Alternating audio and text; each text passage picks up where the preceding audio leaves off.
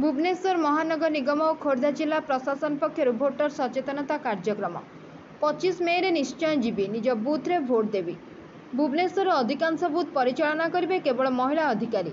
Booth आगे भिड़ अच्छी कि नहीं भोटर माने जानिबा पई प्रस्तुत होछि स्वतंत्र आप मनमोहिला पथप्रांत नाटक। आम नीति और कार्यधारा रे परिवर्तन आनिबा सह समाजर सामग्रिक विकास पई उपयुक्त नेता निर्वाचित करबा को हेले समस्त भोटर मतदान करबा दरकार। यह द्वारा गणतंत्र सुदृढ़ हेब एवं देशर विकास द्रुत गति हेब। राजधानी रे अधिक शिक्षित लोक बसवास करथिले मध्य मतदान हार राज्यर अन्यान्य अंचल अपेक्षा सर्वनिम्न हेउछि भुवनेश्वर रे।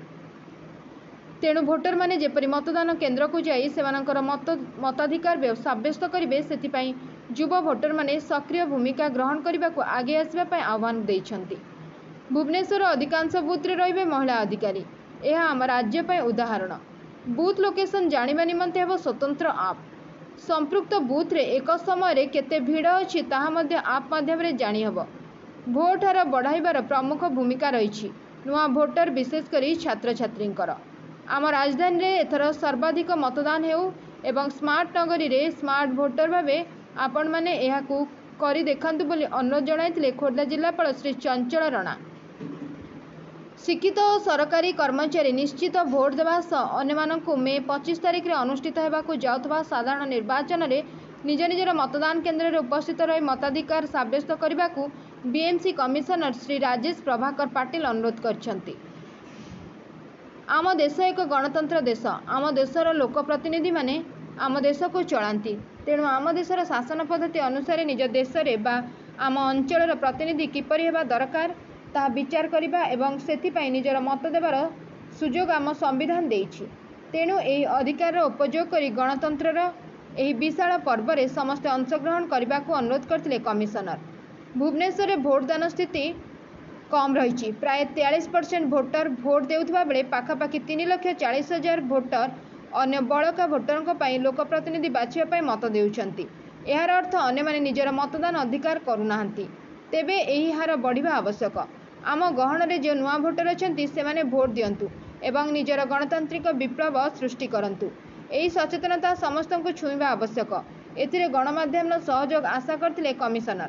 नागरिक भावे समाज प्रति आमर कर्तव्य निर्वाह करबा आपनमानक भଳି छात्री माने आगे आसंतु बोली कहिथिले कमिशनर।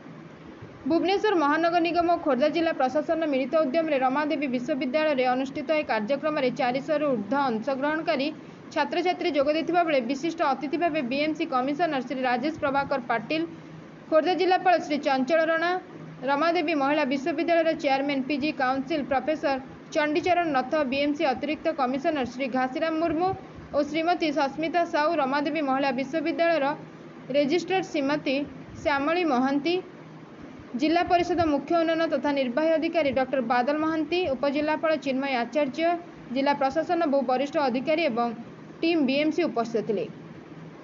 समस्ते आसंता मे 25 तारिख दिन निज निजर मतदान केन्द्र रे भोट दे निजर अधिकार साब्यस्त करबा सह देश गठन में सक्रिय भूमिका निभाइबा पई उपस्थित भोटर मानकु शपथ पाठ करा जायतला।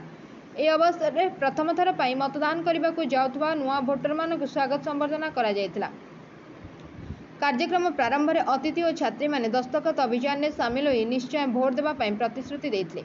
एही कार्यक्रम रे भारत सरकार निर्वाचन आयोग द्वारा प्रदत्त केतेक वृत्तचित्र प्रदर्शित करा जायतला। परे भोटर मानकु सचेतन कराइबा पई जागरण अनुष्ठान एवं Asian institute of public health अनुष्ठान कलाकार द्वारा परिवेशित पथप्रांत नाटक उपस्थित दर्शकों को मनमुग्ध कर देथिला। शेष में रमादेवी विश्वविद्यालय पीजी काउंसिलर अध्यक्ष प्रोफेसर चंडीचरण रथ धन्यवाद अर्पण करथिले। आसंता काली बक्सी जगबंधु विद्याधर बीजेपी स्वयं शासित महाविद्यालय में सचेतनता कार्यक्रम अनुष्ठित होब। Bureau report Ekamra news agency.